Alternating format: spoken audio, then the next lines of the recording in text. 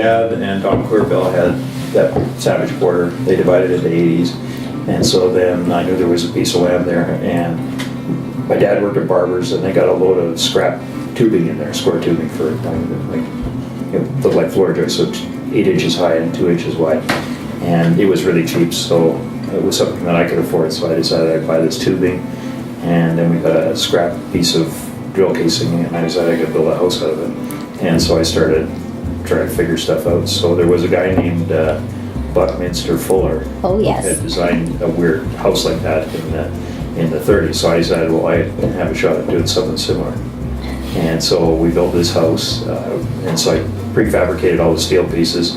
And then we took it into, we had a friend of my mom and dad's they lived over just north of the university where that science and technology park is, so they had like an acre of land in there. So I hauled all the pieces over there, and then we set them all up to see if it would fit.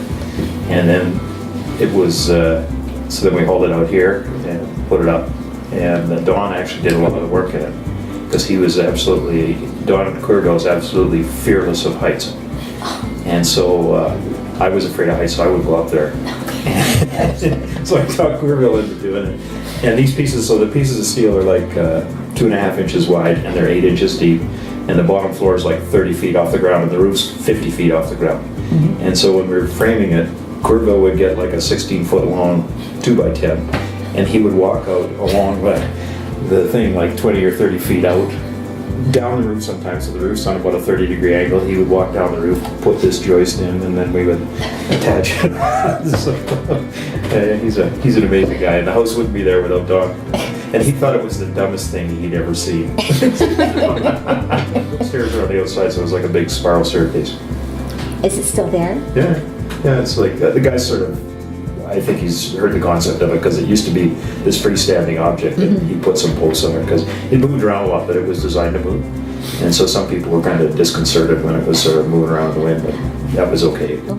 Dad retired in 76, I think, and Mom retired in 81 or something like that.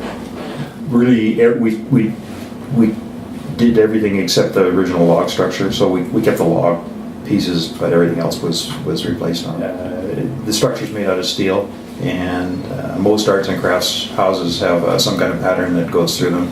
And because I was working on windmills, I used the windmill to be the pattern. They often use something floral, so that's what ends up with a windmill that kind of looks like a flower, a wheat flower. And it's a room designed for having people around, and this is a room designed to work in. And what do you have at one end of it? There's a steam engine at one end of it that's a fireplace. It's been, I think it's been, I don't want to put words in your mouth, but it's been a really great place to live, and people change, but it sort of attracts the same, the same basic personality type ends up being here. They're all people who if you got a problem, they want to help you. Everybody here is sort of like, I've been collecting stuff my whole life, and, I used to go with my dad. He worked at Barber's, and he was the guy that was in charge of scrap. So on Saturday mornings, we would go to the scrap dealers, and he would haggle away to get the best price for it. And because they were trying to curry favor with him, they would let me take whatever I wanted, so I would be able to grab whatever parts of anything that was a kid could pick up. So I started collecting then, and just sort of took over with the rest of my life, I guess. Yeah, so I've got a pretty good collection of metalworking equipment and steam driven things, and so I built that starting in I think I started in about 94 or something like that. I used to sell the business I had built up, and then I'd retire for a while, and so I worked on the cabin in 91 because I retired then, and I was retiring again in 94 or something like that. So I built the museum part, which is an underground sort of room to display all the different artifacts. Well, it's a bit more than a room, isn't it? Well, how many square feet is it, and how long is it? It's maybe 20,000 square feet, and it's about 400 or 500 feet long. It's a bit more than a room. The only time I've ever seen my mother really mad at me was I had 21 concrete trucks lined up in the driveway here, concrete, and she wanted to get out, and there was no getting out that day. She was You remember that day, Anna? Yes, I do. We sort of got the idea, or I got the idea there were too many buildings around here and that we didn't want to disturb the landscape by putting any other ones up. So we tried to get everything underground and then, plant the native vegetation back on the top of it so you couldn't tell it was there. And I think that's been more or less a success.